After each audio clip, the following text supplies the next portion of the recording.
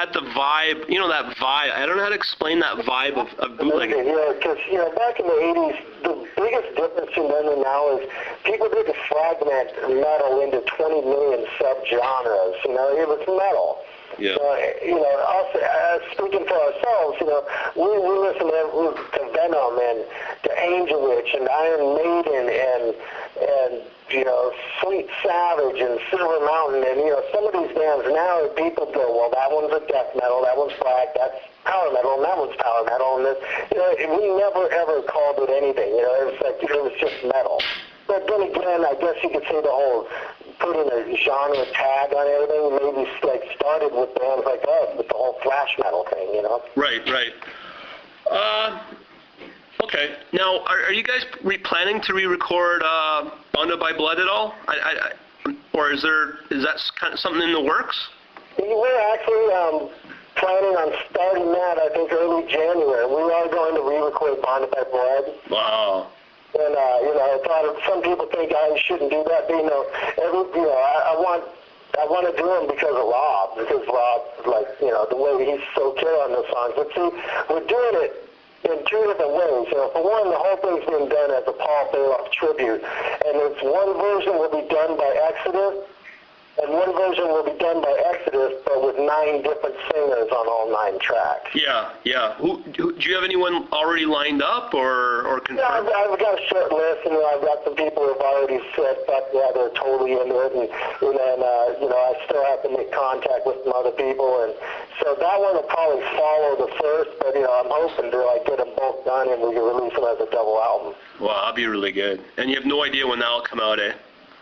What's that? You'll have no idea when that thing will come out, like late next year, would you imagine? Yeah, sometime next year, maybe around summer. Okay.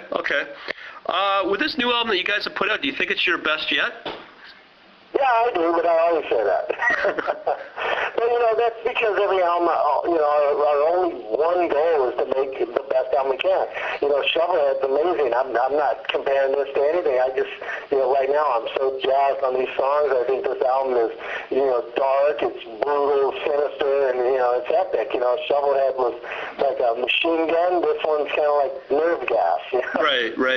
And right now, we're extremely proud of this album. Rob's progressed to whole new levels as a vocalist. Having Tom back brings back, not only, one of my best friends for most of my life, but, a key component in our sound. And Lee's been here, for a couple years now. So, I certainly think this is the best thing we've done since Bonded. Okay. Now, with you guys, obviously, I would imagine you said that you're making a living off of Exit. How about the other members? Is this like a full-time gig for them, or do they have jobs on the side? Some of the guys, have, like Tom, he works when he's home. Rob works when he's home. Lee, he's like he's like a stock trader and stuff like that. Okay. But me, I don't, and it's a struggle. If I had a good job, waiting for me that I could come and go as I please, you better believe I would, because it makes life a little easier. But I'm not in the same position as like Rob and Tom, where I can come home and take a few days rest and call up my boss and go back to work. Yeah. So occasionally I have to off a guitar here and there to stay on top of my bills. Okay. Now, with the current metal scene, are you kind of in touch with a lot of the newer generation bands?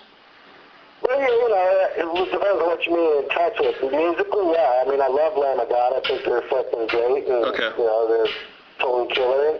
And a lot of the other bands, are really good. Shadows Fall and stuff like that. Well, I'm more talking about more thrash bands. Oh yeah, for sure. Like Evil, Fueled by Fire, Warbringer, stuff like that. Yeah. Those are all great bands, and most of them are playing really retro type thrash, but they play with the total the proper enthusiasm, and they bring this kind of young fire to the old school way of doing it, Right. I think it's really infectious to watch them do it. It's really cool. And where do you stand with a lot of these bands? Do you think they still hold a candle to the scene of the early '80s? I'm sorry. Oh, I'm sorry. Like with those kind of bands you just mentioned, do you think they still hold a candle to the bands of the early '80s, mid '80s? Oh, of course not. That's nothing against them. I mean, it's like bands like ourselves and Metallica and Slayer and Megadeth and Testament, and Anthrax. Those are like heavy metal Hall of Famers. Right. And the big difference is, we weren't retro because we invented this shit. Right. And I think these young bands, give them another album or two, they'll start like putting their own stamp on it, Yeah. And they'll like, because these kids, they're young, they're kids, Yeah. And give them like 2 years even, and I think they'll like start really like taking it to another level as far as their own personal growth. Okay. Now, this might be a little odd question. I don't know if you get this a lot, but have you ever had a lot of Christian bands get confused because of of your band name? No, it happened once or twice, but it's rare. Okay. I got one other question here. Oh, this is another bizarre one, but what happens with Genesis, with Phil Collins? How would you feel if he wanted to do something with you guys? Sure, it might be interesting. That was only... I'll do it in a second. Okay, all right. Yeah, that's pretty well it.